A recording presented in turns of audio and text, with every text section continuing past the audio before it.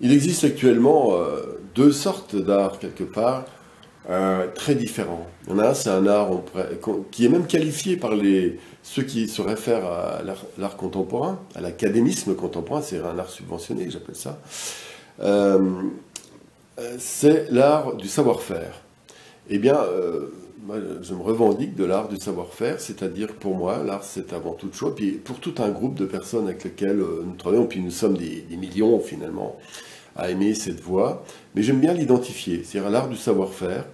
C'est-à-dire, il y a l'art est la conséquence d'abord d'une perception, on perçoit les choses, le monde, et cette perception enrichit notre vie intérieure, nous permet d'associer d'innombrables images qui se mettent à vivre à l'intérieur de nous. N'oublions pas que l'image est recréée par le cerveau, donc tout se passe finalement dans notre esprit. Et dans cette manière de reconcevoir l'univers des images en mouvement, il y a, comment dire, une sorte de poésie, de capacité à ressentir qui se développe. Ce ressenti associé à des images devient assez puissant. Avec d'ailleurs le risque que ce soit des images, comment dire, fantasmatiques, toujours obsessionnelles, ou au contraire des images très poétiques qui peuvent nous nourrir. Donc il n'y a ni bien ni mal, on peut simplement constater que de la perception du monde, après les images qui sont créées à l'intérieur de nous, se mettent à vivre et à créer et agir, à interagir avec notre sensibilité. Ensuite, par goût, par les hasards de la vie, nous avons développé par exemple des savoir-faire. Je prends l'exemple du savoir-faire de la peinture, du pastel, etc. Eh bien, à ce moment-là, il y a une rencontre entre cette sensibilité et la capacité de mettre en forme cette sensibilité dans des œuvres. Et c'est à ce moment-là qu'on peut parler d'art, c'est-à-dire l'art, c'est avant tout une incarnation de quelque chose à travers l'art de la main qui fait. Et puis, donc ça s'oppose à l'art contemporain, évidemment, qui lui, considère que tout est dans le concept. Il suffit de développer un concept, par exemple des artistes, des gens qui font de l'académisme contemporain, eh bien, développent un concept et ne font rien du tout d'eux-mêmes. Par exemple, ils vont demander à des artisans de réaliser tel ou tel machin qu'ils vont ajouter dans leur tel ou tel élément qu'ils vont ajouter dans leur œuvre. Eh bien, il n'y a plus de savoir-faire. Il y a un refus du réel, presque par définition, et la sensibilité n'est qu'une sorte de jaillissement, d'une sorte de pulsion. Et on considère que celui qui est complètement en dehors du savoir-faire, du ressenti, et simplement dans la pulsion et dans l'explosion de quelque chose qui est une tension, donc souvent, on pourrait dire, ça peut aller très loin, hein. Imaginez ce qu'est la pulsion d'un tueur en série, par exemple. Eh bien, le simple fait d'incarner ça, et le fait que ça s'incarne, ça devient l'œuvre. Par exemple, si vous prenez un vieux papier qui traîne, vous dites c'est une œuvre d'art et on développe un concept et ce concept peut être reconnu. Et c'est le fait qu'il soit reconnu par tous qui fait que ça devient un objet d'art contemporain. C'est pour ça que j'estime moi que c'est simplement de la folie. Et je vais dire clairement ce que j'en pense. Je pense que ce type de démarche, je ne le qualifierais pas artistique. Je dirais c'est une réaction sans doute à des tas de souffrances, à un monde qui n'a plus de sens, qui n'a plus d'orientation, qui n'a plus de cœur, de centre. Eh bien, cette réaction est une pure folie.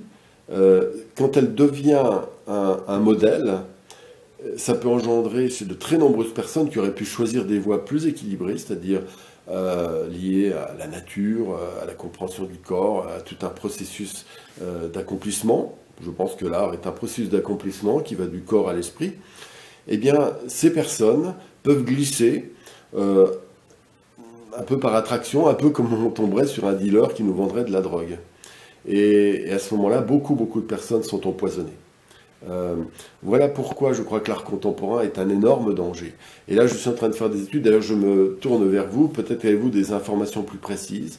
Je crois que le processus de développement de l'art contemporain est né de Madame Rockefeller dans les années 30, appuyé par un certain Edward Bernays, qui aurait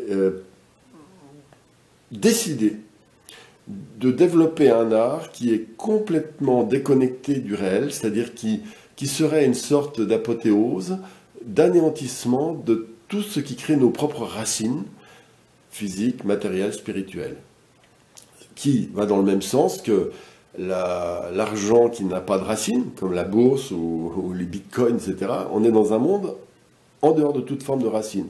Et l'art contemporain contribue, ainsi que toute une idéologie, à enlever les religions. Moi, je ne les défends pas d'ailleurs, personnellement, mais malgré tout, il y a un démantèlement des religions, démantèlement de tous les rapports familiaux, sociaux, démantèlement de l'éducation nationale, etc., qui ne devient plus que je ne sais plus quoi, démantèlement, bien sûr, de tout ce qui constitue l'État.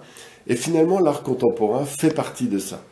Et je pense que un des moyens les plus efficaces pour redonner, pour réenchanter le monde, c'est pas de demander d'aller voter pour des hommes politiques, vous avez bien compris, mais c'est justement en redéfinissant un rapport juste avec la nature, à travers notre perception, nos sens, à travers notre sensibilité, en ayant l'humilité de développer des savoir-faire et en réalisant des œuvres pour communiquer avec les autres, eh bien, nous créons individuellement.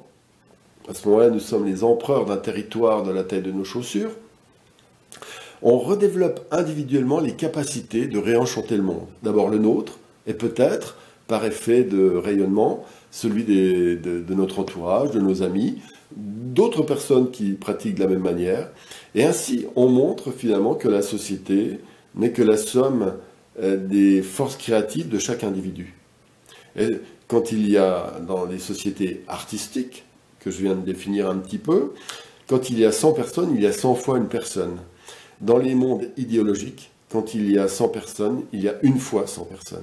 Et c'est pour cette raison que je me tourne vers Joseph Beuys qui disait « l'art sauvera le monde », et même plus loin, je dirais que je me réfère à Schiller ainsi qu'à Dostoïevski. Dostoïevski a dit à plusieurs reprises dans son livre « L'idiot », la beauté sauvera le monde.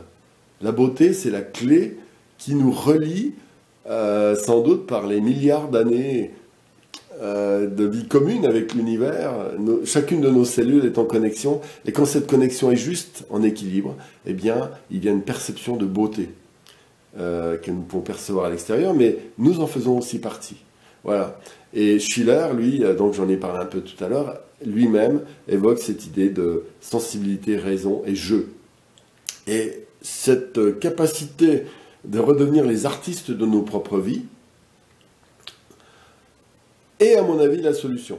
La solution. Et peut-être pouvons-nous nous aventurer dans la proposition suivante, c'est que la pratique de l'art est une vision spirituelle du monde.